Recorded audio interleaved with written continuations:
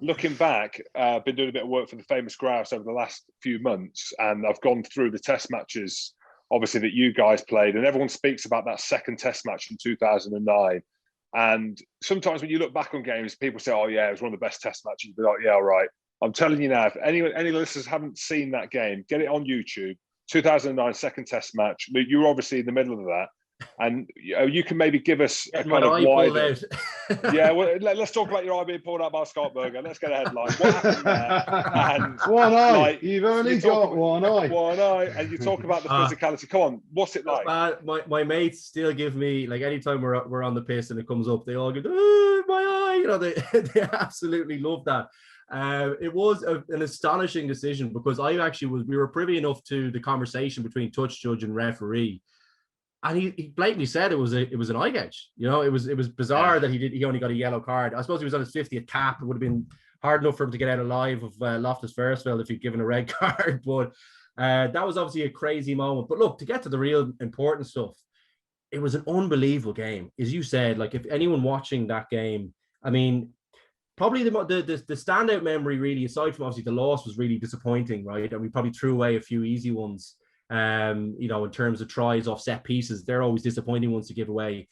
But I think the halftime changing rooms was probably my real memory of it. If you ask any of the guys who were in there, like, it was a proper war zone. There was people kind of wincing, like, and kind of shouting, like, getting shoulders put back in.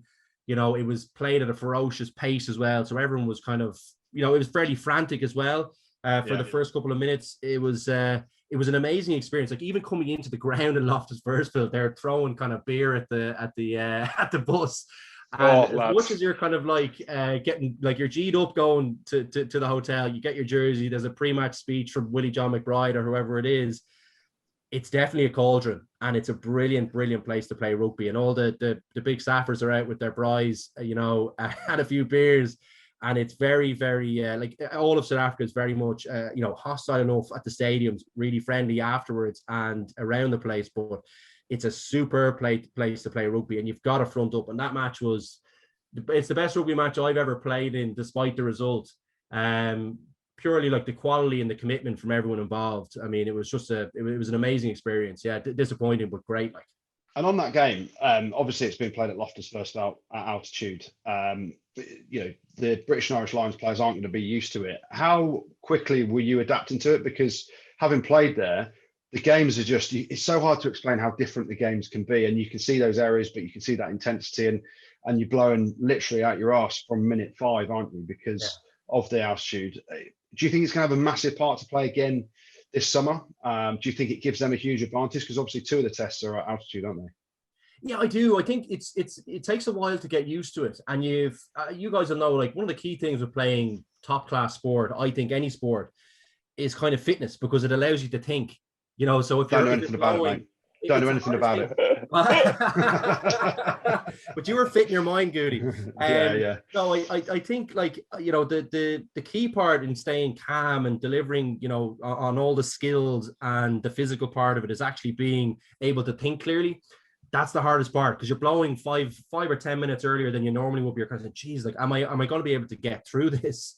The ball flies a little bit further. That makes it difficult for back 3 guys. You know, people chasing things. It's just an odd enough. It takes you a couple of training sessions to get your feet, but then, like, getting your bearings in a test match is very, very different because of the pace, and they're used to it.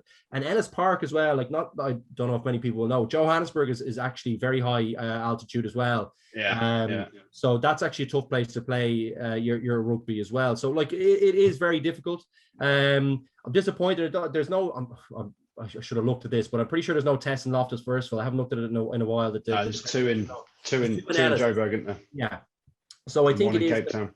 Yeah, like, I think it's going to be a challenge for guys, and it will take them a bit of time to get used to it. But they will be using those masks, and they'll use the oxygen chambers to try and, you know, at least simulate some of the difficulty that people will have acclimatizing to the, you know, the level above sea. So I'm hoping that that'll mitigate it a little bit, but it'll still be a shock to them. And the key part, again, is staying calm in those moments where the game is going at breakneck speed. They're unbelievably physical and committed on home soil. There's something about playing in South Africa. I mean, New Zealand will know, they've never was it 96 was the first time they'd won a series out there in, I think it was ever. So if they're finding it pretty hard out there, it's, people coming from Northern Hemisphere who aren't playing them as regularly, like it's a huge change, and it's like nothing you'll ever experience. They're a bit crazy out there actually, and they're so committed that it can be a bit overwhelming. They can overwhelm you at the start of the game. I think that happened in part of the first test. They overwhelmed us physically, at the start of the game, and we came back, and obviously the few opportunities that we maybe didn't capitalize on. But I still think that was a real shock to the system. So there are the things that they'll all be experiencing and that they'll have to be thinking about before, and prepare your mind for those moments where you're going to be out of breath more than you've ever known, but still have to be in the middle of a game and thinking clearly and delivering on the strategy. And that's the big challenge in South Africa, one of the biggest challenges, definitely.